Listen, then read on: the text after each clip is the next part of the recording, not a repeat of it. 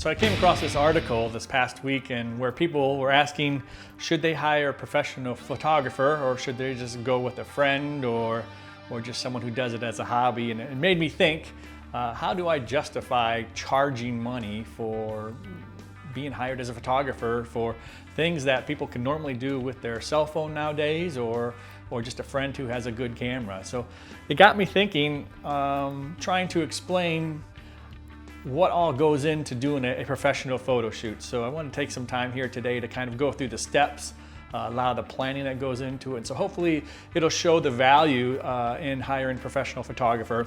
This is just some things that I do. I'm sure all professional photographers do something similar. They have their own workflows. But I just want to take some time to go through kind of just what all the planning that goes involved. So the first thing is, why are you doing the shoot? Is it a paid gig? Is this a personal project? What's the inspiration? What does the customer want to be the end result? Or if it's a personal project, or what are you going for? How many deliverables are going to be involved? Is it just a one killer hero shot for your website? The banner picture, or is this a senior portrait where they're expecting to get a dozen or so really good photographs? Or is this just something that you're just experimenting with and as a photographer and you want to learn, you want to practice? So what is the reason for the shoot? And then who's the audience? Who's going to be viewing these pictures or this video? Is it just for personal? Is it just for practice? Is this going to be on a website, print or digital? Who's the intended audience? All those things need to be taken into account right off the get-go. I was just at a TV commercial photo shoot last week, and we got to the end, and the social media person for the company came up and said, "I'd like to get some of the pictures that you took." And I was like, I didn't take pictures. That wasn't part of the plan. We were here to shoot a TV commercial. So there was some miscommunication right off the get-go between multiple parties. And so if I would have known that still photographs were wanted for social media, certainly could have added that into the bid, and we could have knocked that out right when we were shooting the TV commercial footage as well too. So all these things are hopefully are avoidable with good communication with the client. After you figure out the reason for the shoot, then you have to figure out what's going to be the talent for the shoot. In other words, is it just going to be you as the photographer that's taking picture? Maybe it's a landscape photography and all you need is the object or the sunset or whatever the case may be. Maybe you're taking a portrait and so you need obviously the person that you're taking the portrait of. And then if you're doing that, this comes into the planning stage, but are you going to be outside? And then what type of day is it going to be? Are you going to need to bring in lights as well? Are you going to use natural light? Other questions. So if you're bringing in lights, then will your stands hold the lights, or do you actually need to have a person that are holding it? Here on Topsail Island, it's always windy, and so it's very rare that I would go to a shoot where I'm expecting to bring lights that I don't have an assistant with me to actually hold the light and to move it around and just make sure that it doesn't blow over. First of all, on the model, that would be bad. And then second of all, it doesn't damage my equipment.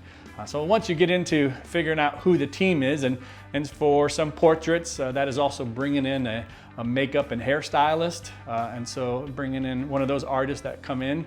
And so you just got to figure out who your team is. Do you need a second shooter to help with many weddings? There's more than one photographer that's on the team to capture different events all happening at the same time and different angles of an event that's happening at a split second that you just want to have different angles from. And so do you need a creative director? Do you need someone who come in who's going to help put the wardrobe together and help the model get in and out and steam the clothes and help stylize everything? These are just all things that you need to consider with your shoot. Is who's the team going to be? So continuing on with the planning, the location, where's it going to be? Is it going to be here in my portrait studio, or is it going to be out at the client site or at their business? Is it going to be on the beach? Is it going to be in a parking lot? Is it going to be in a city park, someone's backyard, a church? What's the location? And then you got the logistics of that. Once you determine what the location is there special approvals that's required? Are there permissions that need to be done? Are there certain regulations, such as if a drone is part of the equipment, part of the shoot, is the drone allowed to fly or take off from that particular area? Look, is there a permit that's required? Some commercial shoots require an actual permit from the city or whatever the case may be, and that may involve paying some money as well too. So all considerations when planning your photo shoot, the location. Once you get to the planning phase, what I like to do is to find some inspiration. So I typically go to Pinterest and I will find the types of photographs or the type of poses or the lighting or the backgrounds or whatever the case may be. I'm just scouring Pinterest to try to figure out and just help myself get a vision for what I want the end product to be. But the more important part is I create a board and then I share that with the entire team. That way the model knows what type of wardrobe to pick out and to bring if I'm not providing it. The hair and makeup stylist knows the kind of look that we're going for. Is this a heavy makeup? Is this natural? Are we doing the smoky eye? Is the hair going to be wild and crazy? Glitter? Or what else? But a mood board helps get everyone on board with what the creative director, which is typically the photographer for the style of shoots that I do, but what the creative director wants to accomplish with the look and feel of the particular video shoot. If the photo shoot or video shoot is on a location, then obviously you need to scout that location. You may already be familiar with it, but in some you may need to go and make a trip.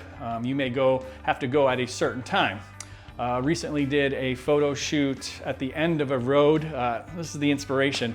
I've always loved this road here on right off of Topsail Island in Surf City. The road goes and it just kind of ends in the intercoastal waterway. Literally, it just ends. If the tide is high, the tide actually covers up the end of the road. And if the tide is low, then we see the end of the road and just kind of crumbles into the water. But it's got some really cool rocks off to one side. It's got some marsh grounds over to the other side. And then it just has these stones that are just kind of floating in the water.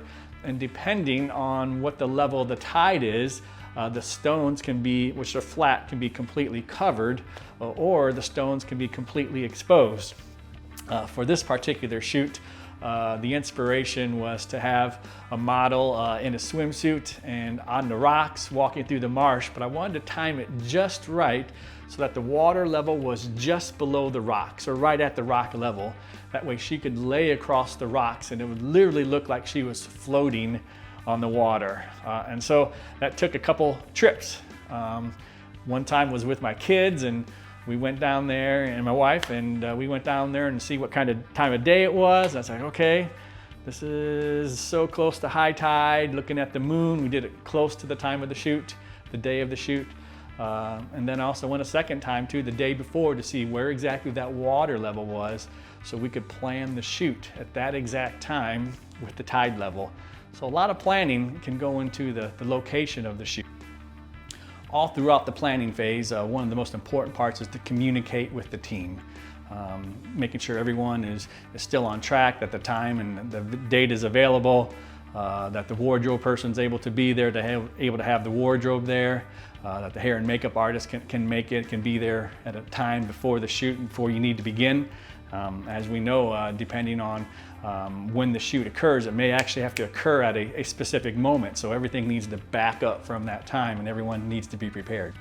The day before the shoot, one of the most important things that I can do as the photographer is to make sure all my batteries are charging.